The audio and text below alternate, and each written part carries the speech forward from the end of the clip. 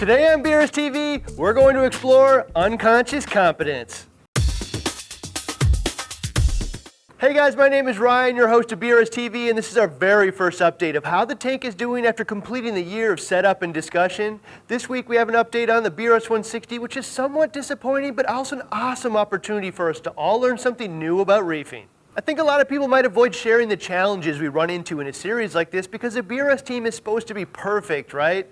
Well, open and honest, there's no such thing as perfection with a reef tank, just a pursuit of perfection. And I think more valuable than just listing an endless list of best practices is hearing the real world situations where we encountered a challenge. Hopefully hearing how we handled it can help all of you with your individual pursuits of reef perfection. Despite what I would call our best efforts, we found money-eating nudibranchs in the 160, which are one of the harder pests to deal with. So how did they get in there? Well, despite the fact that we got the corals from a trusted vendor, we're ridiculously careful when adding the corals to the tank, dipped them in an aggressive dose of bear, swished the hell out of them, and inspected them to the best of our ability. Either a single nudie made it, but much more likely an almost microscopic egg sac made it into the tank. Some of the corals made a few trips back and forth from the frag system, and I did use some live rock rubble from a different system for zoanthid mounts, so really a single nudie or egg sac could have been introduced in a variety of different ways, but if I had to guess, I would think it was one of the wild collected or mariculture corals that came with at least one egg sac, because it's pretty unlikely that an adult made it through the concentration of bear dip we did, the extended length of that dip,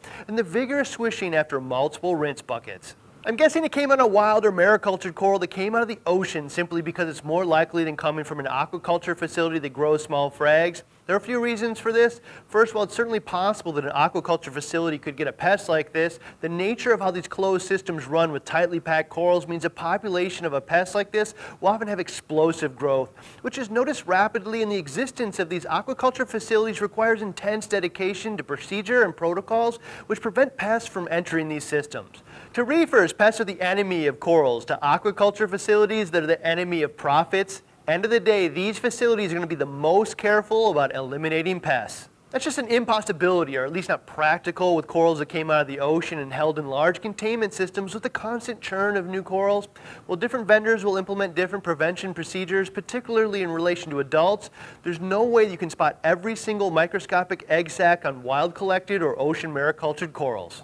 So that said, a single adult or egg sac could have come from almost anywhere, and I'm just making a likely guess. Before I get into how we could have prevented it and what we're going to do about it now, I'm going to share a concept that I think is fairly valuable to anyone who cares for a tank full of corals. I'm going to loan that concept from Snorvich on Reef Central, who applies it more or less to the stages of competence with fish parasites. Applied to coral introduction, I think the 4 stages of competence still applies. You'll have to forgive how harsh these sound, but I think it's accurate enough that it's valuable to share. First stage being unconscious incompetence, where a new reefer is almost completely unaware of the issues that pests pose, and characterized by minimal awareness of what pests are out there, buying corals from tanks where pests are visibly present in the tank, or even worse, on the corals themselves. And corals going straight from the fish store's bag into the tank without any pest prevention procedure, more or less just blind faith and just hoping that everything will work out in the end. Next stage is conscious incompetence, where a reefer is now aware of pests and starting to understand why prevention is so important. Most often characterized by the ability to spot large, easy to see common pests like Aptasia and bubble algae. The assumption that all tanks have bubble algae, Aptasia, and other pests, there's nothing I can do about it. I can't afford to quarantine, I'll just have to hope for the best and buy from good stores. I only buy corals I can see in person and inspect for pests. I always dip new corals. The next stage is most often reached after you encountered a devastating pest outbreak, which is most commonly expensive as well. Unconscious competence, where a reefer is implementing a variety of competent skills, but unconsciously messing up or missing some important components. Most often characterized by, I know what a vast majority of pests look like. I know how to spot adults, eggs, and behavioral signs like bite patterns. I dip the corals in the most aggressive dips the corals will tolerate. I scrub the bases to remove potential eggs. I buy from vendors I trust and know care about this as much as I do. I've considered a full quarantine procedure, but it's just not realistic for a variety of reasons. The last stage of conscious competence is either reached because down to your DNA, you're an incredibly detailed person, you've had a major loss multiple times, or just have mountains of cash invested in this and willing to do anything to protect the tank. This stage is characterized by a full quarantine system and procedure. Nothing wet, whether it be a coral, rock, tool, or hand, enters the display tank. It must be dead dry or fully quarantined. Whenever possible, the frag is removed from the base of the coral or mounts where all the eggs hide and attached to new mounts, and a progressive dip procedure using multiple forms of dip. I will say with the BRS 160, you can characterize our procedure with stage 3 unconscious competence, which is also where most of you are at, trying to get to or might stop at. The thing that's preventing most reefers from finding the 4th stage or conscious competence is that line. I've considered a full quarantine procedure, but it's just not realistic for a variety of reasons. For most reefers, it is time, money, or space, which seems to make it unrealistic, but I will say with every loss, it becomes more and more realistic. For us, the unrealistic component was we were producing a 15 to 30 minute show each week, which is conceptualized, shot, and edited almost in real time to get that accomplished. So we sourced corals from trusted suppliers, dipped, swished, inspected, removed most of the bases, and generally felt like we did a solid job of preventing pests from entering the tank, but production time and planning just didn't allow for a multiple month quarantine procedure. So what could we have done different in an attempt to prevent the nudies from entering the tank? Let's start with some fantasy universe where we could have got the corals in here 5 to 6 months ahead of time, properly quarantined all of them, treated for any issues that popped up over the following months prior to production. Fully acknowledging that that's absolutely the best practice, and the last thing I want to do is give everyone permission to avoid that step, I also have to acknowledge that considering everything involved with this project, quarantine the 50 to 100 corals coming in every week for that period of time, while also trying to run BRS just wasn't realistic. So realistically, what could we have done outside of the steps that we took already?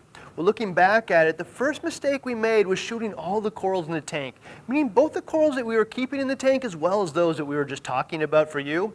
From a video production standpoint, there were many reasons to shoot them in the tank, but from a minimizing a pest contamination risk standpoint, that was definitely a potential entry point.